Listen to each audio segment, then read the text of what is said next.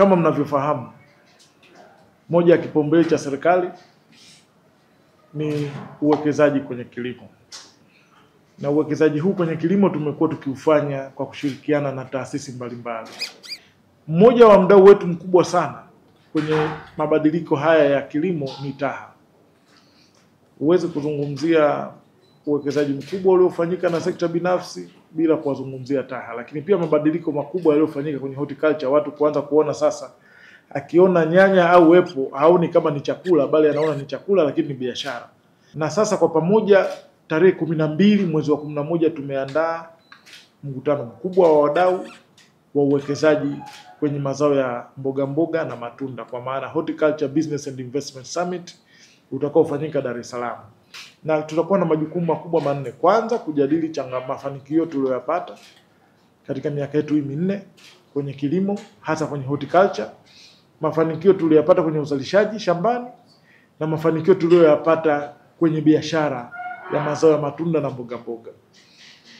Jambo la pili, tutajadili changamoto. Kwenye kila mafanikio kuna changamoto.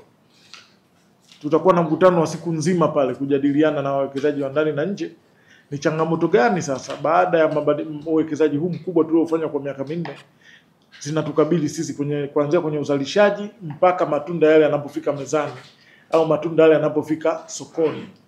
Na changamoto zetu tutazijadili pamoja. Tutakuwa upande mmoja wa serikali, makatibu wakuu zaidi ya 5 watakuwepo kuwasikiliza wananchi na wadau wa kilimo wa ndani na nje ya nchi kuhusu changamoto. Tutazijadili pamoja na tutaweka mikakati ya kutatua changamoto hizo pamoja. Tumekubaliana na TAHA kwamba serikali na TAHA tutakuwa tunaufanya kila mwaka. Mwaka wa kwanza tunaufanya hapa Dar es Salaam, na mwaka wa pili tutauingiza kuwa sehemu ya 8 kwa ajili ya majadiliano ya horticulture na majadiliano na wawekezaji mbalimbali kila mwaka.